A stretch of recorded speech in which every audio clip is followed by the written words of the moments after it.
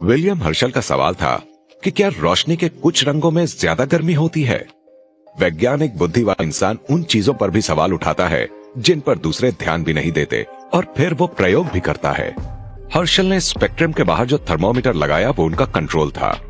किसी भी प्रयोग में जो कंट्रोल होता है उसे टेस्ट के दायरे में नहीं लाया जाता। इस तरह आप जान जाते हैं कि जिस चीज को टेस्ट किया जा रहा है उसी की वजह से वो नतीजे आ रहे हैं। हर्शल के प्रयोग में रंग और टेम्परेचर के बीच के रिश्ते की जांच की जा रही थी, इसलिए उन्होंने उस थर्मोमीटर को कंट्रोल बनाया था जो सफेद शीट पर ऐसी जगह लगा था जहां सूर्य की रोशनी बिल्कुल नहीं आ रही थी। चलिए, लाल रंग नीले के मुकाबले ज्यादा गर्म होता है। कमाल की खोज थी, मगर इतनी जोरदार भी नहीं थी। नहीं, आपके थर्मोमीटर में कोई गड़बड़ नहीं है। आपने एक नई तरह की रोशनी खोजी है। हर्शल को ही सबसे पहले स्पेक्ट्रम के लाल रंग वाले छोर के नीचे किसी की मौजूदगी का पता चला था, इसीलिए उसका नाम रखा गया इंफ्रारेड। लैटिन में इंफ्रा का मतलब होता है नीचे। ये नजर नहीं आता। हमारी आंखें तरह की रोशनी को नहीं देख सकती, मगर हमारी स्किन इसकी गर्मी महसूस कर लेती है। ये वाकई बड़ी खोज थी, मगर रोशनी के अंदर इससे भी बड़े राज छिपे हुए थे। जिस वक्त विलियम हर्शल इंग्लैंड में अपने पार्लर में बैठकर इंफ्रारेड रोशनी की खोज कर रहे थे, जोसेफ फ्रॉनहोफर नाम का एक नौजवान लड़का बहुत बुरे हालातों में काम कर रहा था। वो जहरीले केमिकल से भरी कढ़ाई के पास खड़े होकर हर वक्त उसे चलाता रहता था।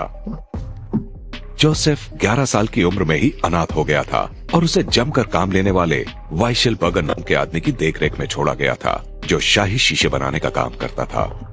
उसने जोसेफ को स्कूल नहीं जाने दिया। इसके बजाय जोसेफ दिन में शीशे बनाने वाली वर्कशॉप में काम करता और रात को मालिक के घर का काम निपटाता। जोसेफ को एक मौका हाथ लगा। वाइशेलबर्गर का घर गिर गया। बवेरिया का होने वाला राजा मैक्सिमिलियन तुरंत हादसे वाली जगह पर पहुंच गया ताकि लोगों की मदद कर सके। मैक्सिमिलियन अपनी प्रजा में बहुत दिलचस्पी लेता था, जो उस दौर में बड़ी अजीब बात थी। बवेरिया के होने वाले राजा की निगाहों में आने के बाद नौजवान फ्रॉनहोफर को एक नई दुनिया को देखने का मौका मिल गया। और सिर्फ इतना ही नहीं, राजकुमार मैक्सिमिलियन ने जोसेफ को पैसे दिए और अपने प्रिवी काउंसलर से जरूरत पड़ने पर उस लड़के की मदद करने को कहा। वाइशेलबर्गर अब भी उससे जमकर काम ले रहा था और उसे स्कूल नहीं जाने दे रहा था, मगर राजकुमार के काउंसलर ने दखल देकर जोसेफ को एक ऑप्टिकल इंस्टीट्यूट में काम दिला दिया। इस छोटी सी मदद ने बहुत बड़ा काम किया। जब जोसेफ फ्रॉनहोफर 27 साल का हुआ, तब तक वो दुनिया का सबसे मशहूर डिजाइनर बन चुका था। हाई क्वालिटी लेंस, टेलीस्कोप और दूसरे ऑप्टिकल इंस्ट्रूमेंट्स बनाने के लिए उसकी फर्म यही थी, इस पुराने बेनेडिक्ट ब्यूरेन एबी में।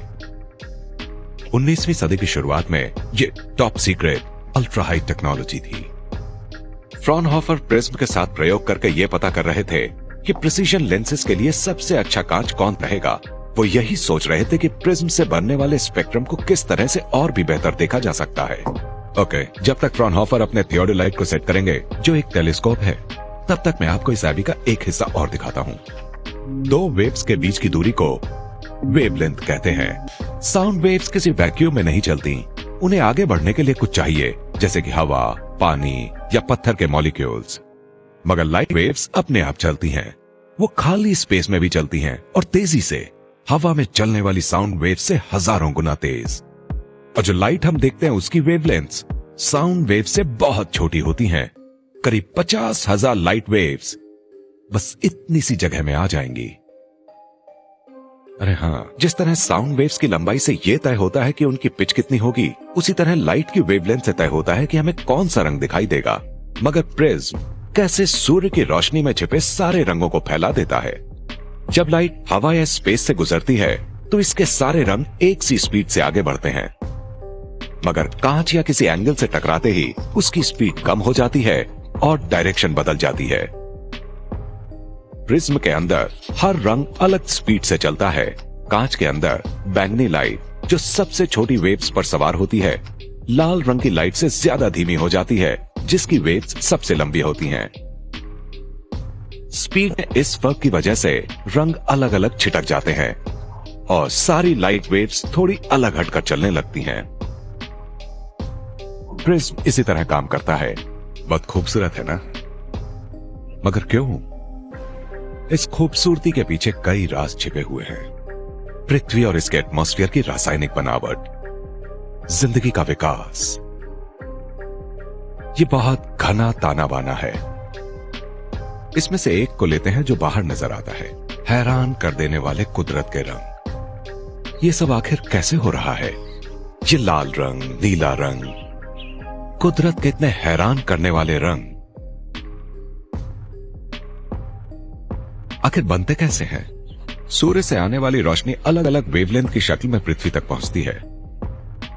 इन फूलों की पंखुड़ियां कम एनर्जी और लंबी वेवलेंथ वाली लाल रंग की वेव्स को सोख लेती हैं, मगर ये पंखुड़ियां छोटी और हाई एनर्जी वाली नीली वेवलेंथ को बाहर निकालती हैं। तारों की रोशनी और पंखुड़ियों, पानी या वैन गॉग के बीच ये जो खिचड़ी पकती है, उससे नीला रंग बनता है। सबसे लंबी वेव्स में जो हमें लाल रंग की दिखती है, सबसे कम एनर्जी होती है। रंगों के जरिए ही हमारी आंखों को पता चलता है कि लाइट वेव्स के अंदर कितनी एनर्जी